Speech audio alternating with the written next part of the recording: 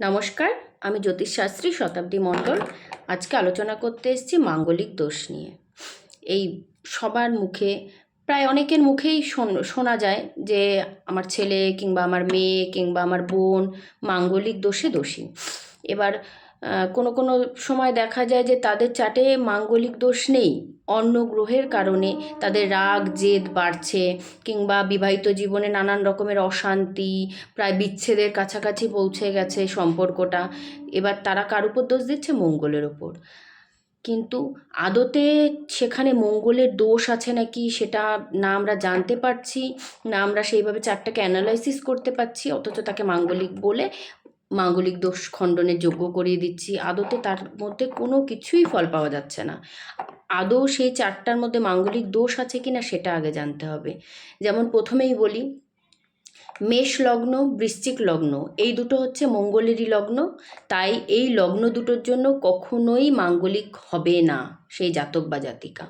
এবার চলে আসি ধনু লগ্ন আর মীন লগ্ন, এই দুটো লগ্ন হচ্ছে বৃহস্পতির লগ্ন।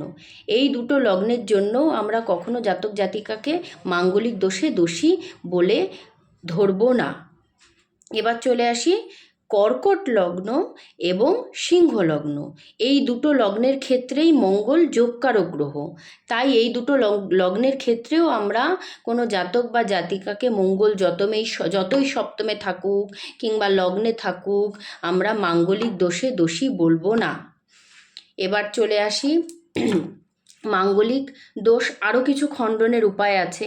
যেমন মঙ্গল যেই ঘরে, দেখা গেল মঙ্গল সপ্তমে বসে আছে, মঙ্গলের আগের ঘর কিংবা পরের ঘরে যদি শনি গ্রহ বসে থাকে, তাহলে পরে চার্টের মধ্যেই মাঙ্গলিক দোষ খণ্ডন হয়ে যায়। তাছাড়াও আরেকটা কানেকশান হচ্ছে, যদি মঙ্গলের ওপর শনি গ্রহ যে কোনো স্থান থেকে যদি দৃষ্টি দিয়ে থাকে, তাহলেও সেই চার্টে মাঙ্গলিক দোষ থাকা সত্ত্বেও সেই দোষ খণ্ডন হয়ে যায়। আমরা এই মাঙ্গলিক করে আমরা অন্য গ্রহগুলোকে আমরা খেয়ালই করি না। রাহু রাগজেদ দিতে পারে, তারপরে অন্যান্য যে সমস্ত গ্রহ আছে তারা পীড়িত হয়ে লগ্নে যদি বসে, তাহলে পরে তারাও রাগজেদ দিতে পারে। আমরা এক মঙ্গলের ওপরে দোষ চাপিয়ে বসে থাকি। নমস্কার।